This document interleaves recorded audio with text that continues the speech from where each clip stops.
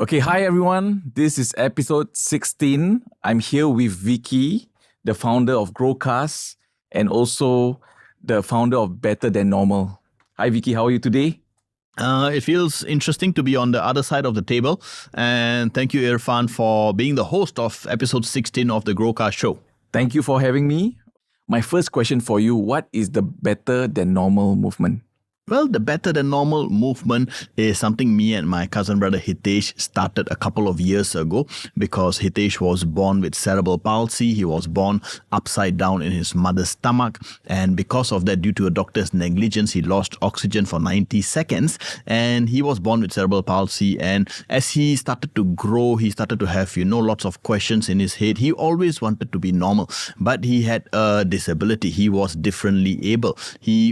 But his main desire deep inside was always to be normal. And one day he asked his father, "Dad, why can't I just be normal?" And his dad, which is my uncle, told him that, if you continue to work hard, if you continue to work on yourself, then forget normal, you will become better than normal. And that stayed with Hitesh for the rest of his life. In fact, we actually wrote a book titled Better Than Normal. And the Better Normal movement is about inspiring 50 million people by 2050 to become better than normal. Wow, that's a lot. Okay, so tell us about your marketing and sales experience. And marketing and sales has been something which is really close to me. I've been in the sales industry since I was 21 years old, and I've been in the marketing industry, I would say, since I was 27 years old. I have sold everything and anything that you can guess from under the sun. But my favorite type of marketing and sales that I like to do is through webinars. And that's where my forte actually comes into the picture. That's why I have sold about 1 to 2 million sales revenue for different marketing seminars, marketing gurus, you may call them, different courses, different coaches. I've sold their stuff. So webinars is actually my forte when it comes to marketing. And now I'm also coming to the other side of the coin where I'm actually helping clients as well to start getting leads both organically and through paid social media ads as well. So that's one angle of the sales and marketing angle that I have. And my other experience is now I'm helping clients to do the same. Why did you decide to come out behind the scene? I decided to come out now finally because I have, even in the Better Normal movement, Hitesh was always the brand. I was always the brains behind the Better Normal movement. But I recently became a newborn dad. My daughter was born on 10/10/23, so it's been roughly around 2 months. But things changed after that because I always wanted to start a podcast, and she was the motivation behind me wanting to start a podcast. She was the motivation behind me finally wanting to put myself out there and, actually be a face of a business, because I've always been behind the scenes. I've always been the marketing guy, the webinar guy, the sales guy. But I think it's due time now where I put my 13 years of sales and marketing experience to good use and to help others to achieve the same kind of results that I have gotten. So since you have the experience in both, right? Which is better, webinar sales or one-on-one sales? In my personal opinion, I prefer doing webinar sales. And let me tell you why.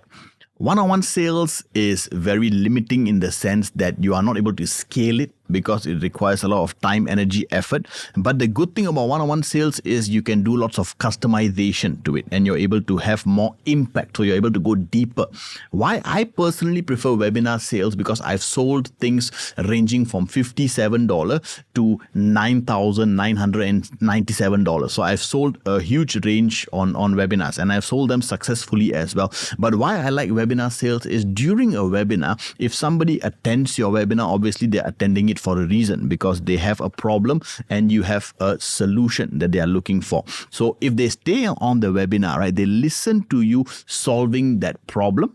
They listen to you sharing the solution, and they listen in a format which you want them to listen, because they listen it in a step-by-step format. And by the end of the 90 minutes, 120 minutes, right, they have come to a conclusion, because they have developed a relationship with you. They have come to a conclusion that either yes, you are the right person to solve the problem, or no, you are not the right person to solve the problem. And either ways is fine. But what's the main important thing which I like about webinars is the fact that you can scale it very easily. You can do it from anywhere, anytime, any place. And webinars, I feel, are a very key structure to anybody who is an industry expert or a thought leader. They should really consider adding some webinar sales, right, to their structure in their business. Whether it's to, even from a webinar, even if it's from a webinar to go to a one-on-one appointment, if they are selling a higher ticket item, that's perfectly fine. But in a webinar, what I love about it is the fact that the audience listens to you in the structure, in the format that you want to present it. But do you think webinar sales, right, you will not have this one-on-one personal touch? Compared it to a one-on-one, right, there's like a personal touch, but webinar is just a non-physical arena. What's your thoughts on that? Absolutely right. Because in webinar sales, what happens, or generally in webinars, what I like to do, my webinars are always very interactive. So when I say interactive, means every 2 minutes, right, the audience is interacting. So my webinars, the complaint that I always get from the attendees, right, is their fingers very pain. Because at the end of the webinars, I have made sure that if they're using their phone, their fingers are very active, or if they're using their laptop, their fingers are always there. Because every 2 to 3 minutes, they're typing something. Every 2 to 3 minutes, they are engaged, either nodding their head or shaking their head. And that's the beauty, and that's why I've been able to sell on webinars successfully, because if you stay on the webinar with me, you have engaged with me, it almost feels like it's a one-on-one conversation. Okay. So which is more important in business, like or trust? Well, I've been in sales, like I said, for the past 13 years. And as salespeople, we have always been told, right, you need to get your clients to like you and trust you, like you and trust you, like you and trust you. And every salesperson knows that like and trust. So we all know that. Anybody in business, anybody in sales knows that as well. However, I did a survey recently of about 700 business owners, and I asked them, if you were to buy a high ticket item, in Singapore, high ticket means more than $1,000. So if you were to buy a high ticket item in Singapore, which is more important, like or trust? And 95% of them said that trust is more important. And that's why I came to the conclusion that yes, when you buy a high ticket item, of course, less than $1,000, $30 or $5 if you're buying some food, or $50, $100, $300. These are smaller ticket items. Then maybe you like the person, you can support the person to some extent. So likability is more important. But trust comes into the picture when you're buying high ticket items, things like a car, things like a house, things like a renovation. Things like, so many things like going into a holiday when you're going to be spending $10,000 bringing your family or for a holiday. So trust is more important in my opinion. Okay, Vicky, I know you created something new about trust. What is a trust funnel? Thanks for asking, Irfan. And in fact, the trust funnel is this. This is what I call a trust funnel. As you can see, T.R.U.S.T. That's what the trust funnel is. Is it okay if I go in depth exactly on what each of it means? Let me tell you exactly what each of it means. All right. So the T in the trust funnel actually stands for testimonial videos. And I really believe that if you want to be an industry expert, if you want to be a thought leader, you need to have testimonial videos inside your business.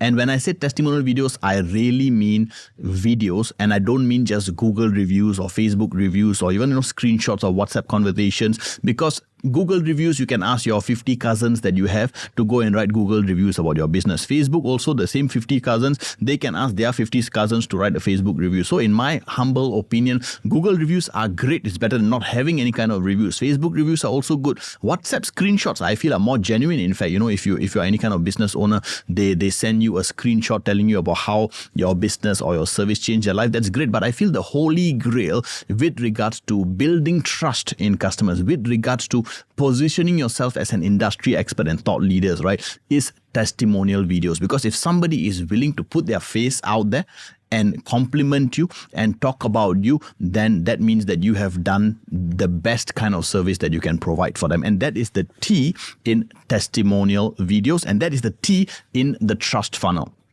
The R in the trust funnel. The R in the trust funnel stands for having a referral system in place. A lot of time, a lot of businesses, I realize, right, that they don't have a referral system in place. So what do I mean by a referral system?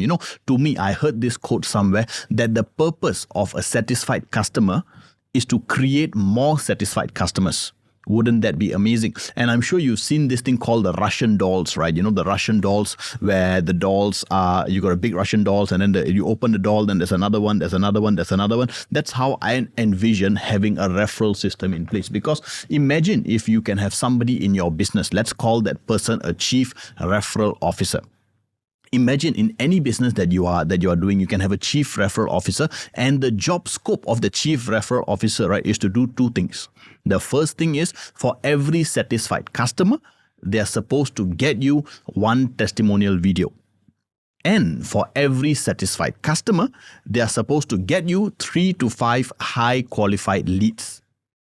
Wouldn't that be amazing? And that's the job of a chief referral officer. I have created a system in such a way where every business, I'm able to go inside that business and I'm able to look at that business and I'm able to turn one satisfied customer to give you one testimonial video and to give you 3 to 5 high qualified leads as well. And in case you're wondering, but Vicky, how do I know that I have a satisfied customer? So let me explain. How do you know that you have got a satisfied customer? So you need to ask them one simple question.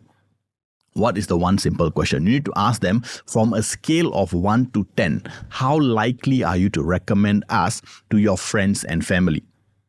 If anybody gives you a score which is less than 5, what do? You better go and talk to them. You better go and ask them what's wrong, because they're giving you less than 5 means you have failed. So you better not be asking them for any referrals. You better be talking to them about what can you improve. If somebody gives you a 6, 7 or 8, what do? You better be nice to them because they've given you a not bad job. But nobody refers a not bad person. The same way you don't marry a not bad girl, right? You marry the best girl that you can find. And how do you define the best girl that you can find? When the answer is a 9 or a 10. And when they give the answer to that question from a scale of 1 to 10, how likely are you to refer us to your friends and family? If the answer is a 9 or a 10, that's when your opportunity is there to ask for a testimonial and to get a highly qualified referral. But a lot of time, what happens? A lot of time customers are ready to give you a testimonial, ready to give you a referral, but business owners don't ask. And that's why I say referral system. A lot of people say, but I'm getting referrals, but you're getting referrals passively. There's a difference between getting referrals passively and getting referrals actively. And I really do believe that if every business has got a chief referral officer in their business will change for the better. And that is the R in the trust funnel. The U in the trust funnel, that is the unique story and unique superpower that every business owner, every industry expert or thought leader actually has. So unique story. In the world of AI is able to do things faster, easier, cheaper in businesses. So what is going to separate you? What's going to make you different? That's going to be your unique story. Because AI, one thing it cannot have an origin story. It cannot have a unique story. It cannot have how it got started. AI can just do work. But the reality is humans crave for connection. They want to know. We are in the industry, right, where people want to know that the solution giver is more important than the solution given, especially in a high ticket market. And that's why the unique story is very important, and your unique superpower. Because if you look at Marvel, if you look at all the superheroes, right, every superhero has got one unique superpower. Spider-Man, he does the Spider-Man. Hulk, he can become very big. Who else do we have? Flash can run very fast. So every superhero has got that one superpower. Why is it that they don't just have all the superpowers combined into one? Because every superhero has got its place in the universe. And that's why, as a business owner, if you want to be an industry expert, you want to be a thought leader, you need to go niche. You need to find out what is your superpower that helps you to solve your clients' problems better than anybody else that ever existed. And you need to have that confidence in yourself that you are essentially better than normal, better than everybody else as well. And that's what the you is. And that's what I'm able to do. Again, one of my superpowers, right, is I'm able to bring out people's superpower.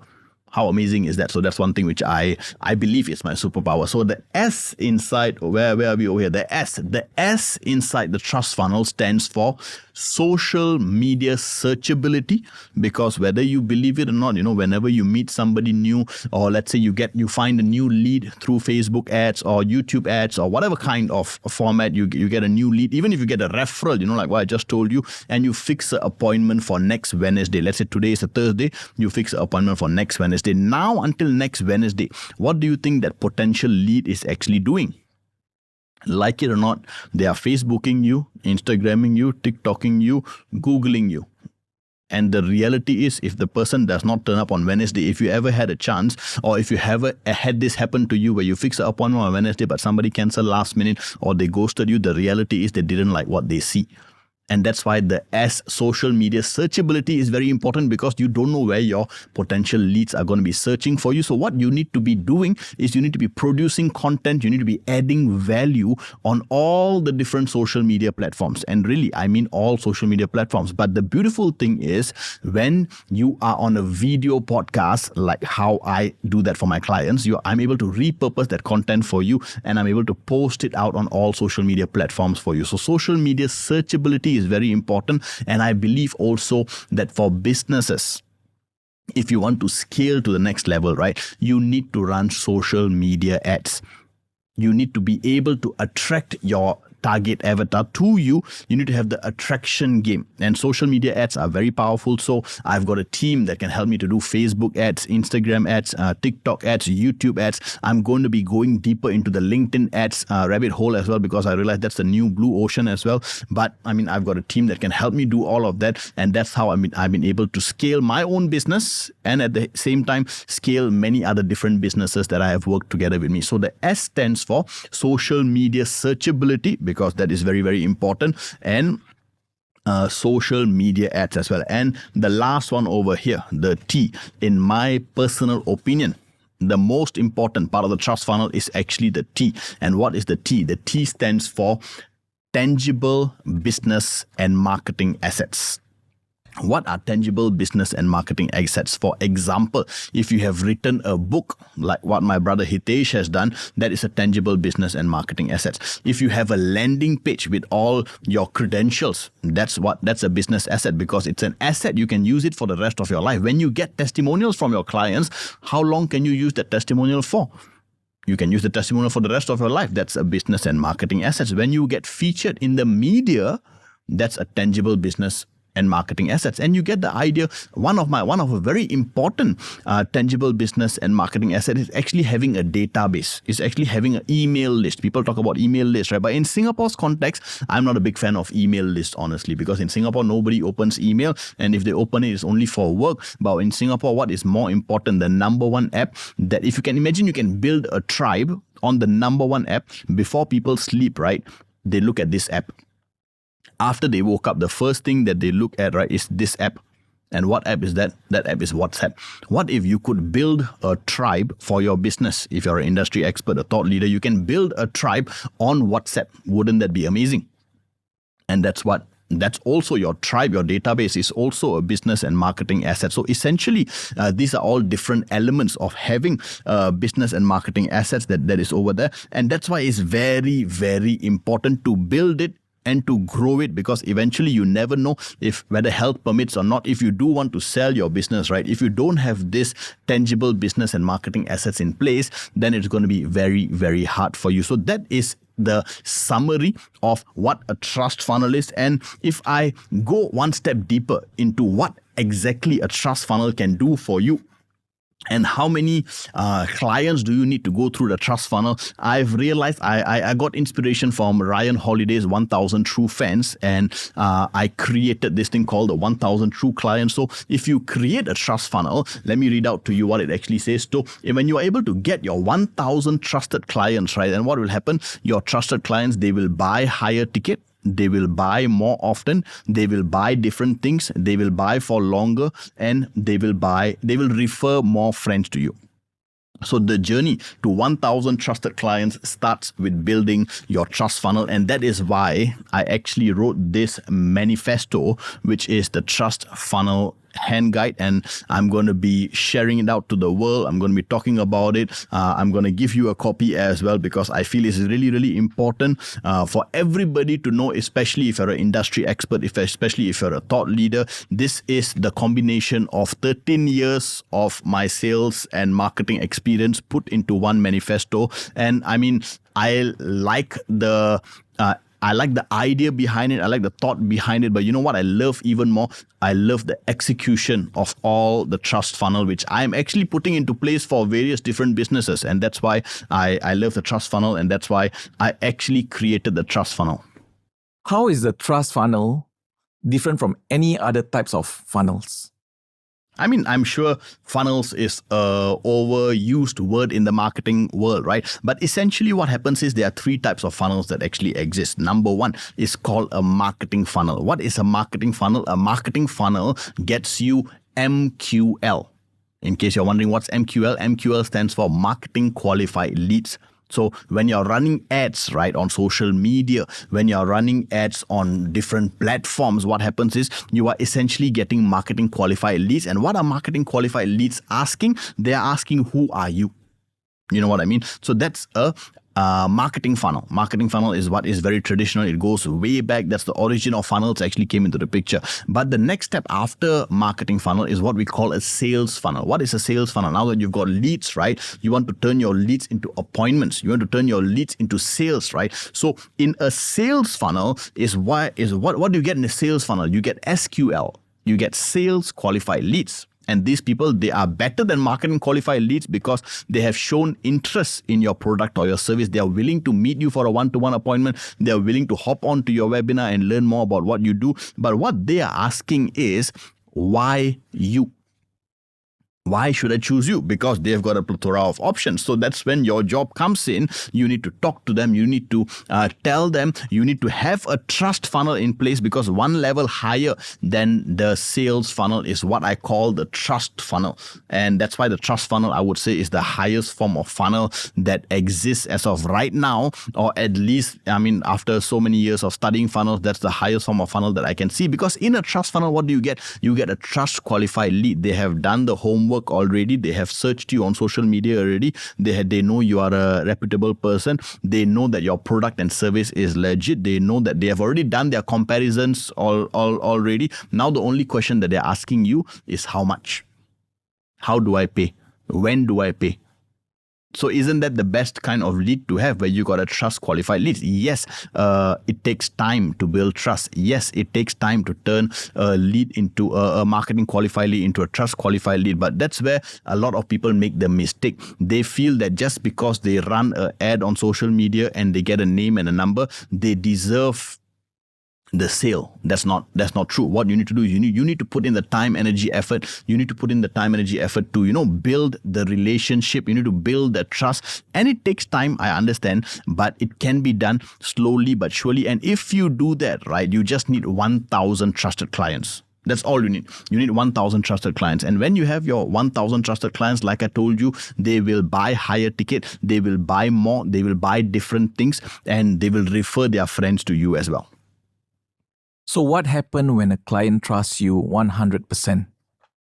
Very nice. Thank you for asking that question. I mean, essentially, that is what the end of the trust funnel is, right? The end goal of a trust funnel is when a client can buy higher ticket. Buy higher ticket means what? Means when you've got an option which is $5,000 and $10,000, they trust you enough to buy the $10,000 option, because they know there's a reason why the $10,000 option exists in the first place.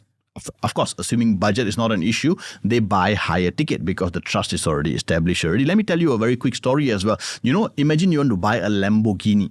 All right. And then you go to a Lamborghini showroom, and you know this guy in the Lamborghini showroom when you bought your first Toyota 10 years ago, right? He was the same guy that sold you that Toyota 10 years ago. And as you have gone on from your Toyota to a Mercedes to now buying your Lamborghini, right? He has also gone on from the Toyota workshops, from the Toyota showroom to the Mercedes showroom. And now he is at the Lamborghini showroom. So he has got that trust. And then now you're buying your Lamborghini. But actually while driving to your Lamborghini workshop, right? He he actually saw outside your shop, just across the road, he saw sale.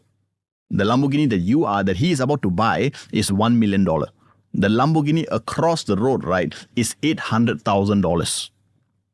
Which Lamborghini do you think that he would buy? The $1 million Lamborghini is the same Lamborghini with the same specs, same color, same model. Which Lamborghini do you think he'll buy? The $1 million Lamborghini or the 800,000 Lamborghini? It depends whether he wants a cheaper Lamborghini, or perhaps if he position it on the trust basis, right, then he might go with someone who he trusts.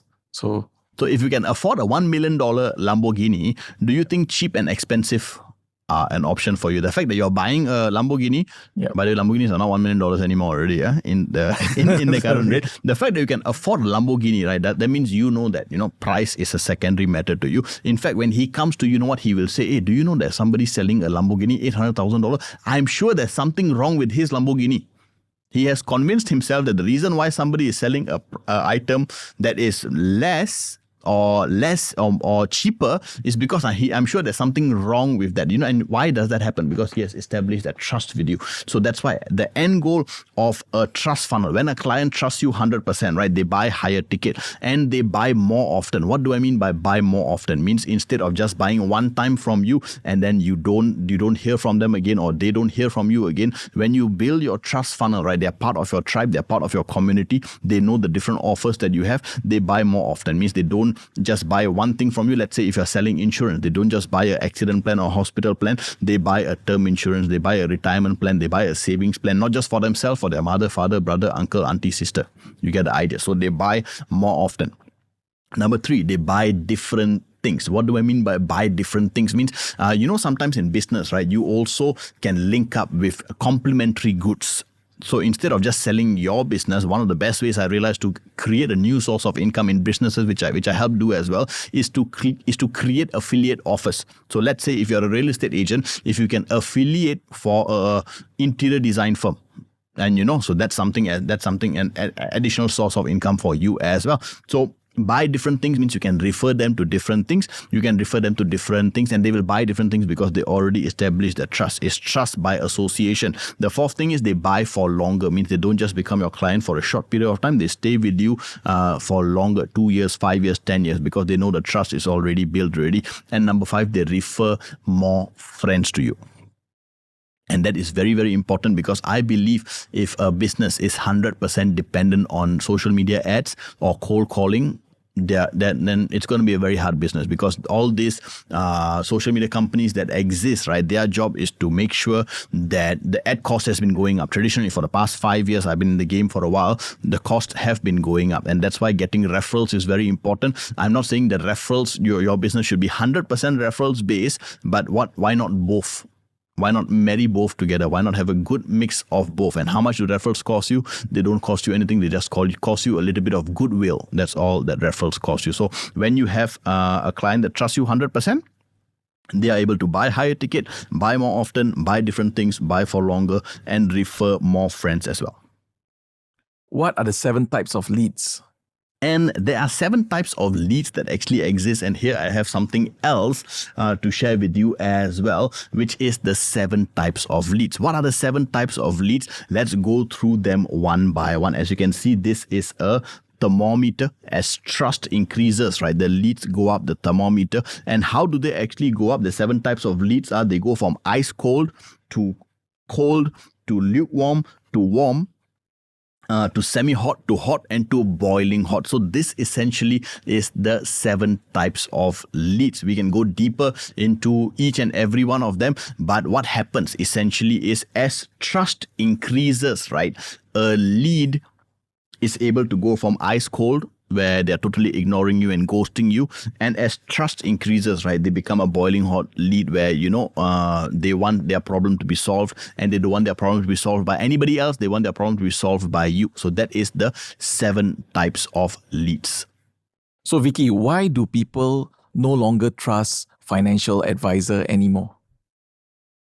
Well, I think one of the main reasons for that is what a financial advisor advises and what they actually do, right, are totally different.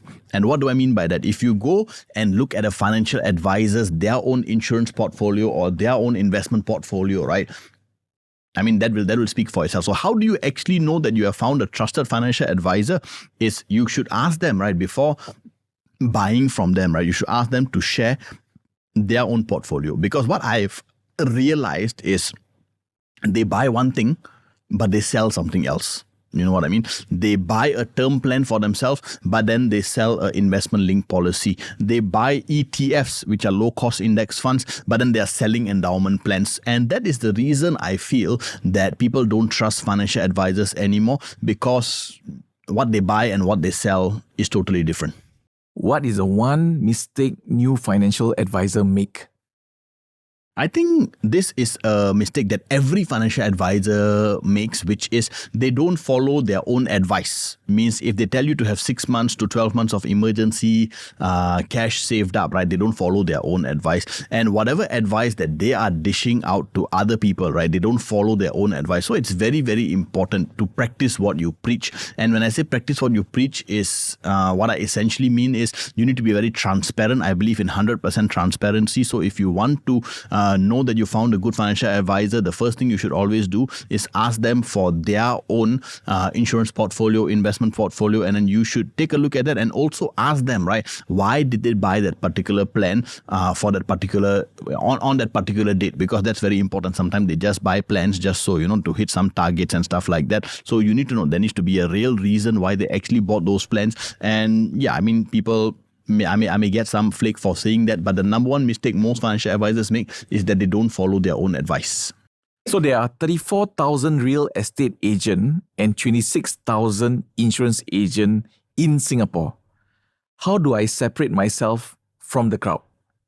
I think the numbers are huge in Singapore. I think we are very densely populated with financial advisors and real estate agents. Every single person in Singapore, right, in their handphone, they have got at least 5 insurance agents and they've got at least 5 real estate agents. Minimum. That's on the minimum. So one of the first things that you can do is you can build a trust funnel. Like I told you as well, how do you separate yourself? You build a trust funnel. You don't be like every other agent. So building a trust funnel, very, very important. If you don't know what a trust funnel is, I've got a video dedicated to that as well. Number 2, which I think which a lot of people don't do, is they don't find a niche. So what you should do instead is you should find a niche and you should be the industry expert and thought leader in that niche. For example, if you want to be a financial advisor for a specific niche, for example, you can be a financial advisor that specializes in nurses, because there are so many nurses that actually they work long hours. They don't have time to look at their finances. So you can be a financial advisor that specializes in serving nurses. You can be a financial advisor that specializes in serving doctors or dentists. So, I feel that you should pick a niche. I'm not saying that reject clients that are not from that niche, but I'm saying position yourself as an industry expert and thought leader in that niche and find your 1,000 trusted clients, right, in that one niche. Have that one niche, right? Talk to you and refer people around you in that niche itself so that you can be the specialist. And that's why we were talking about doctors, right? That's why doctors who are specialists, right, they earn a lot more than doctors who are generalists. Your GPs, your GP, I mean, they enjoy a good life, but then your specialists are the ones that your gynaes are the ones, your neurosurgeons are the ones that make the most amount of money because they are specialists. So that's what I would recommend as well, to separate yourself from the crowd, build yourself a trust funnel and pick a niche and be the industry expert and thought leader in that niche. Talking about niche, right?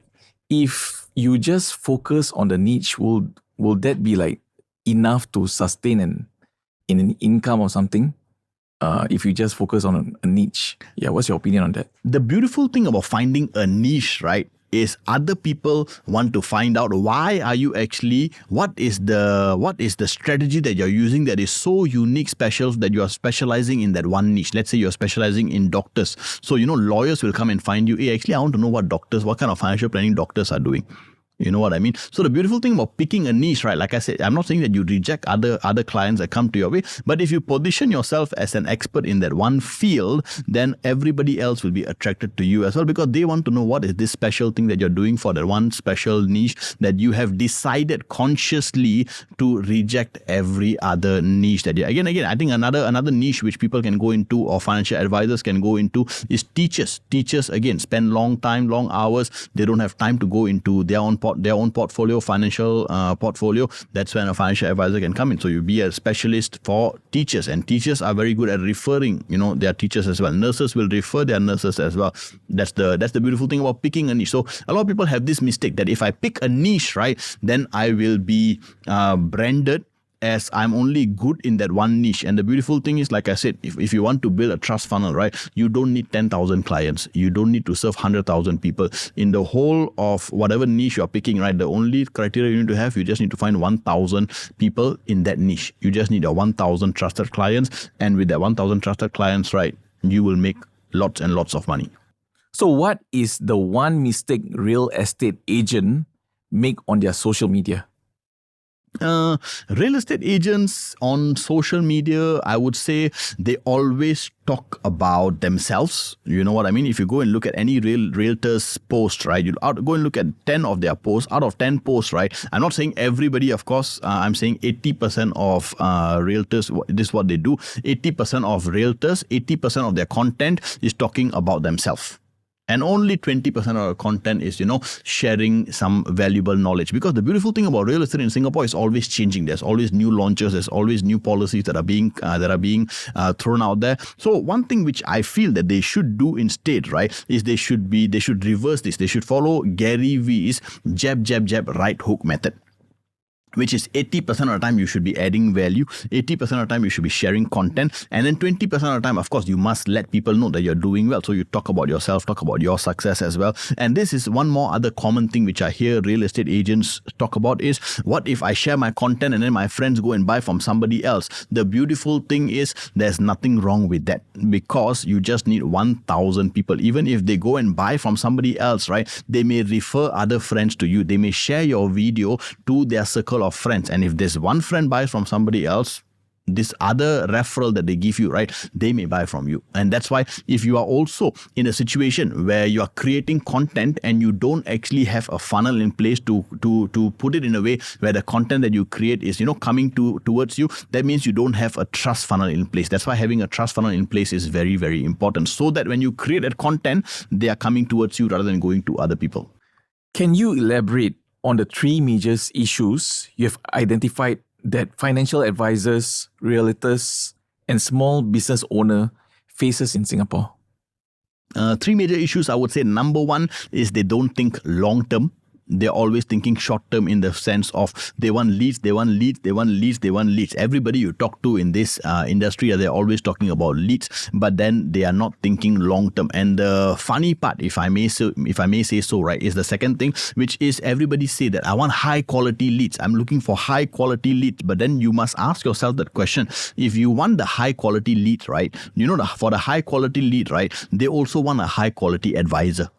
So why should the high quality lead come to you unless you are a high quality advisor?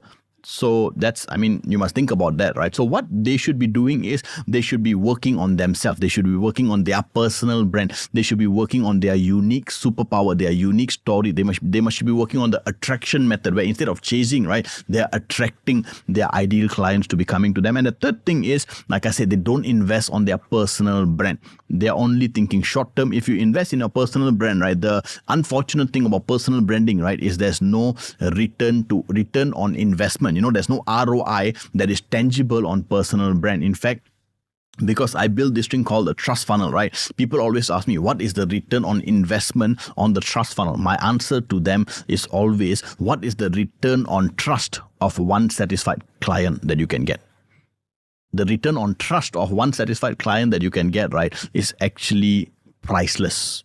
Because the return on trust of one satisfied customer that you can get, right, they can do so much more. And but in order to understand that, you must have, number one, long-term thinking. You must know that, at least you're going to be in the industry, you're going to be in that role that you're doing for the long term. Not many financial advisors, not many realtors, not many small business owners are in it for the long term. So, but those that have been around for the past 5 years, right, I realize they are the ones that invest in their personal brand, because if you've been there for more than 5 years, you know that most likely you're going to stay for the next 5 as well. Definitely, once somebody has trust you, then they will be sharing your service to their friends, and it's just the word of mouth sharing is really very strong. Mm-hmm. Paid ads versus organic method. Which one is better? Which one is better? So I would say it depends on where you are in your journey. If you are in your journey where you are just starting out and you don't have that much cash on hand, then I would suggest organic methods, because organically, if you do a good enough job, right, and you should be able to get referrals coming in, and you can start off small and you're able to, grow very big if you do the organic methods. And if you are at a place in your business where you have got some funds set aside, and that some funds set aside, it just needs to be about $500 to $1,000.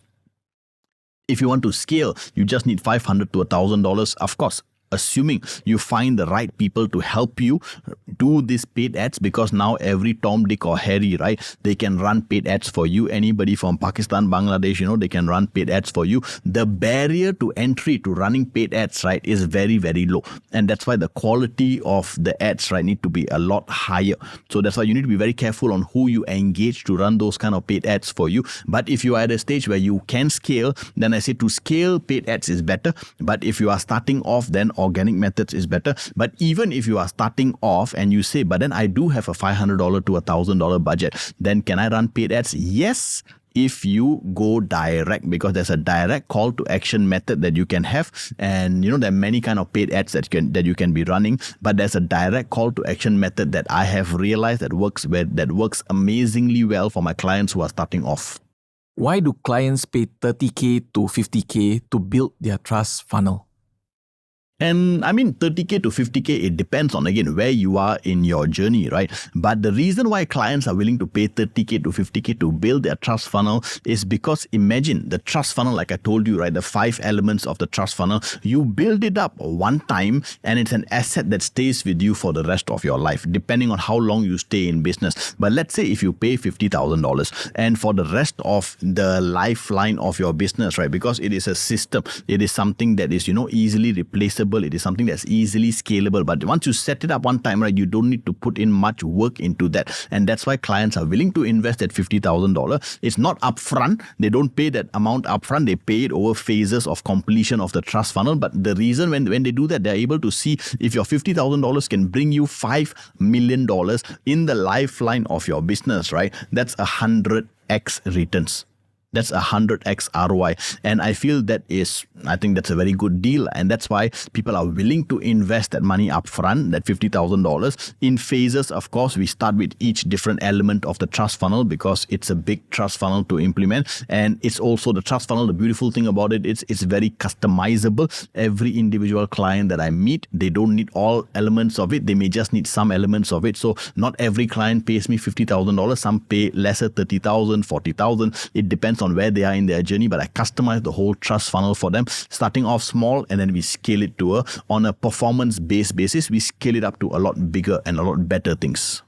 Why have you decided to offer the Trust Funnel Guide for free? I think I may need to correct you. I've decided to offer the Trust Funnel Guide for free to selected people. It's not going to be free for everybody, because I realize that with great power comes great responsibility. So as you can see, the Trust Funnel, there's lots of content inside there. There's lots of valuable information inside there. And I strongly believe that if somebody is able to read this and they're able to implement this, right, their business will grow by at least 10x if they're able to read this and implement this. So that's why I'm not giving it away for free to everybody. I'm giving it away to free for selected people. And for those who are selected to work together with me, I'm going to implement the trust funnel for them as well. So if you want a copy of the trust funnel, you can go to buildyourtrustfunnel.com and that's when you can actually get your copy of the trust funnel. But again, like I said, it's not for everybody. Go and take a look at what's written over there, and then you'll understand that the beauty of the trust funnel, like I said, right, with great power comes great responsibility. And the last thing which I want is for this trust funnel to be sitting in your inbox, to be sitting in your bookshelf, not doing anything. And that's the last thing which I want, because I feel then I will feel that my 13 years of blood, sweat and tears goes to nothing. But if I do feel that this will be of value to you, and if I do feel that this will help you, then I'm definitely going to give it to you for free. Then there's no charges for that. Where can people get a copy of the Trust Funnel? You can get a copy of the Trust Funnel Guide on buildyourtrustfunnel.com, and you'll be able to see every single thing that is inside the Trust Funnel over there. And you can request your copy of the Trust Funnel Guide on buildyourtrustfunnel.com. And I'm looking forward to bringing the Trust Funnel out to the world, and I'm looking forward to sharing this knowledge that I have, sharing this information that I have with more people, and hoping that people are able to see the value in it. They're able to become an industry expert and become a thought leader. And only when you become an industry expert and thought leader, that's when I realized that your clients will trust you faster. They are able to help you to grow as well, because it's a two-way relationship. And business just becomes fun that way. When you have got trust with somebody, right, business just becomes fun that way, because you know that the person is thinking and acting in your best interest, and the other way around as well. You know that your client also is thinking and acting in your best interest. So the trust funnel, I would say, if there's another name for it, I'll call it the fun funnel, because then that's when you have fun along the process as well. And business, making money, it should all be fun. Vicky, thank you very much for sharing all about GrowCast and also the Trust Funnel. And we thank you for your time. So that was episode 16 of the GrowCast Show. I'm Irfan, and that was Vicky, the founder of GrowCast.